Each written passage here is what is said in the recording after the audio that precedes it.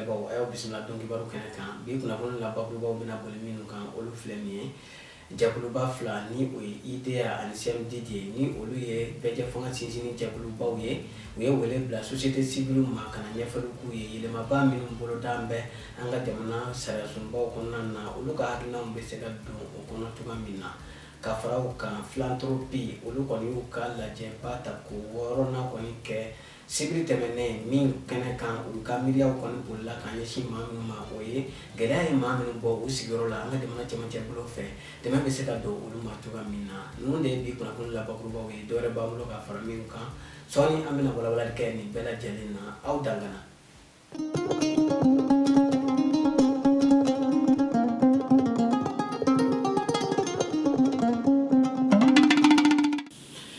Bi ye tarata ye décembre kalo tile kale a y'aw bisimila dɔnkibaru kɛnɛ kan i n'a fɔ an y'a fɔ bakurubaw la cogoya min na jɛkuluba fila ni olu kɔni ɲɛsin bɛ bɛɛjɛ fanga sinsinni ma ni o ye Institut international pour la démocratie et l'assistance électorale fo ka taa se centre malien pour le dialogue interparti et la démocratie olu kɔni ye bolodiɲɔgɔnma kɛ ka lajɛrɛba kɛ ka wele bila jamanadenw ma ni o ye société civile ye walasa ka hakilina falen kɛ yɛlɛmaba min boloda bɛ an ka jamana sariyasunba kɔnɔna na ni o ye constitution ye jamanadenw hakilina bɛ se ka don a kɔnɔna na cogoya min na walasa an ka ko tɔ faamuya an ka jɛ ka u ka ɲɛmaaba ni o ye CNDD ɲɛmaa Mumu Sumano ye ale ka kɔrɔfɔw lamɛn an bɛna ta Daɲɔgɔni Bakari Kɔnɛ ka kuma galaman na.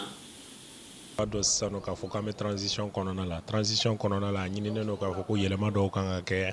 an ka sariyaba n'u b'a fɔ a ma constitution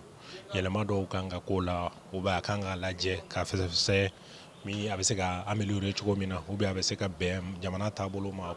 politique sira fɛ cogo min na donc o baara ninnu de kɔnɔna la an ye sɛgɛsɛgɛli dɔw kɛ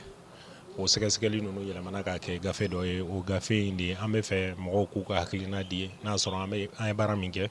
gafe in kɔnɔna la a bɛ cogo di mɔgɔw k'u an dɛmɛ u fana k'u ka hakilina fara kan pour que an bɛ se ka a gafe in na améliorer cogo min na gafe in bɛ mun a yira de sɛgɛsɛgɛli minnu kɛra a bɛ tali kɛ jamana sariyasunba a bɛ cogo di bi est-ce que ani mun de b'a kɔnɔ min sera ka an ka démocratie sinsin mun de b'a kɔnɔ fana yɛlɛma kan ka don min na pour que an ka démocratie bɛ sinsin kosɛbɛ bon sɛbɛn ninnu kɔfɛ an bɛ fɛ ka jaabi min sɔrɔ o ye jaabi ye min bɛ tali kɛ jamana sariyasunba mun de b'a kɔnɔ minnu kan ka yɛlɛma jumɛnw de kan ka k'a la bon ni yɛlɛma minnu bɛ k'a la o yɛlɛmaw kan ka kɛ cogo di a kan ka kɛ wagati jumɛn na a kan ka kɛ condition jumɛn na donc olu de ye laɲiniw y'a kɔnɔ o jaabiw de laɲini ɲininen don a kɔnɔ.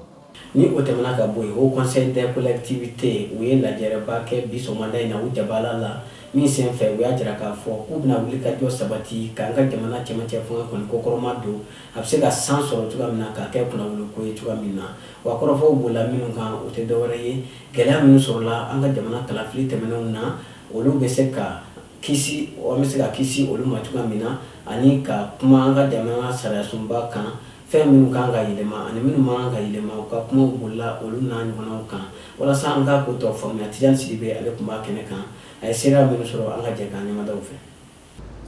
Session in komi i y'a ye cogo min na session fila de san kɔnɔ kelen bɛ kɛ mai na kelen bɛ kɛ novembre la novembre ta in na an y'a ordre du jour kɛ ka fɔ gouvernement bɛna papier minnu caman k'an ɲininka sariya minnu ci ka an ka hakilina ɲininka o la an bɛ o kɛ kelen ye kun filanan tun ye question diverse ye n'o bɛ se ka fɔ ka fɔ jamana kungoba kɛra ou bien institution kungoba kɛra donc nin se an y'o kungobaw de ta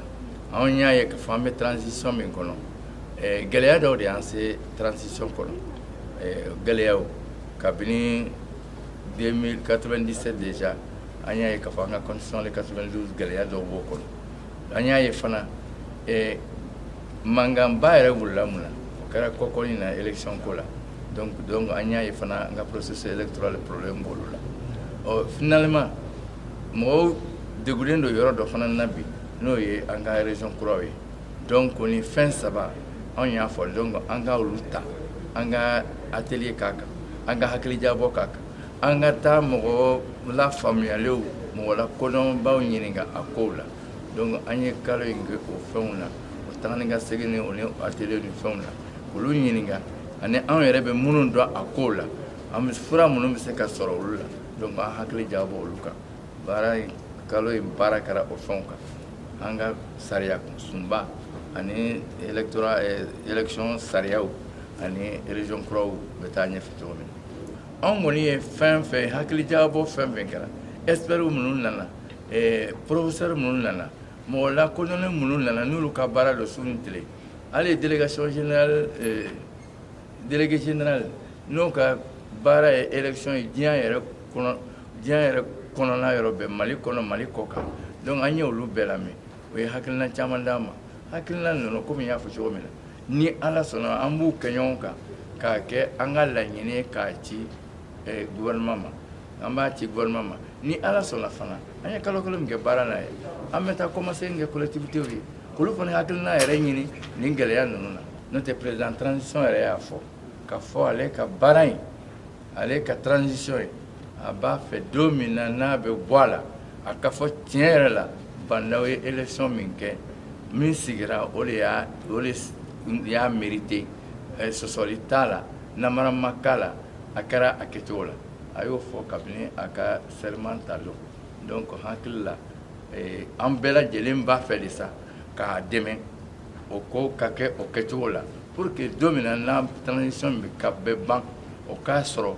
vraiment ale y'a fɔ cogo min na a ka kɛ o cogo la an ka Mali kura dɔ an ka ta taabolo kura la ni ɲɛmɔgɔ kuraw ye bɛɛ lajɛlen sɔnnen don minnu ye k'a fɔ o sigicogo ɲɛna ani danaya mɔgɔw don.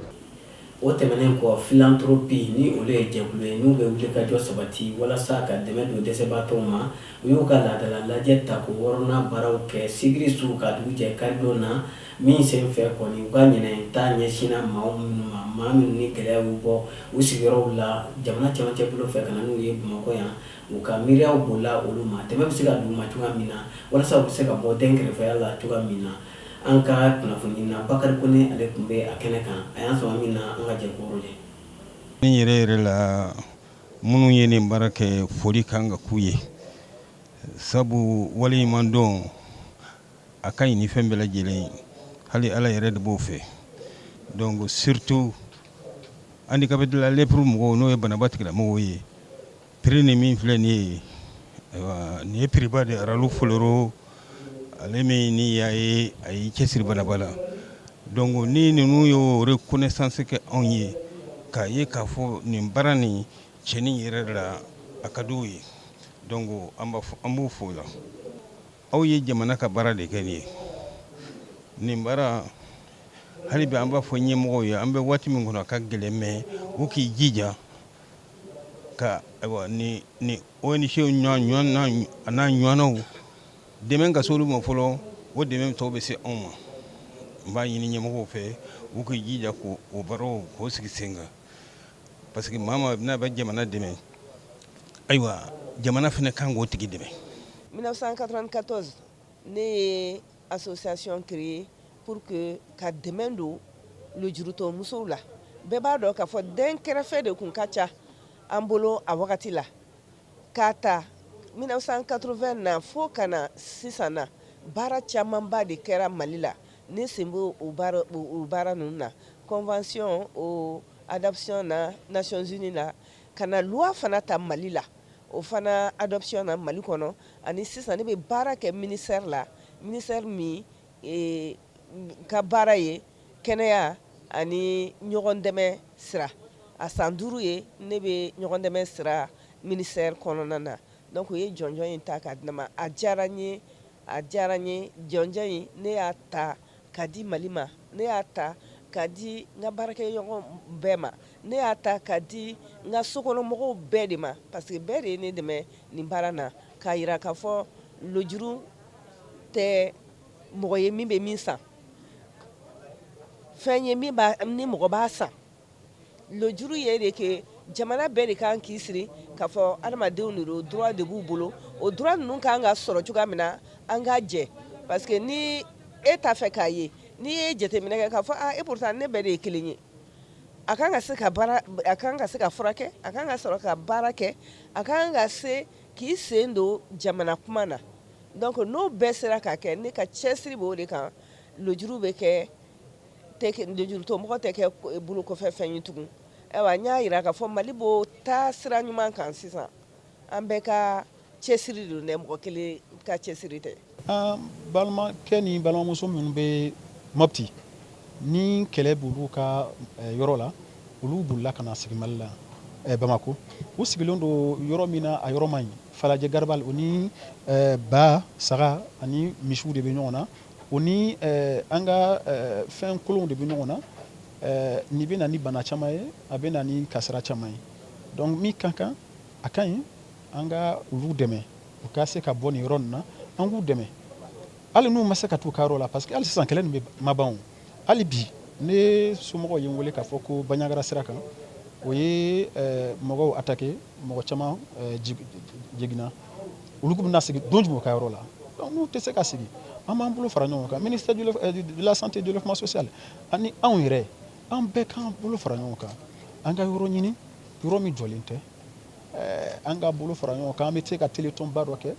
ka wari ɲini ka so sugu dɔw jɔ ka d'u ma ani k'u dɛmɛ u ka se ka baara boloda cogoya min na u yɛrɛ ka se ka u ka diɲɛnatigɛ kɛ de façon indépendante comme on le dit yanni ka mɔgɔ digi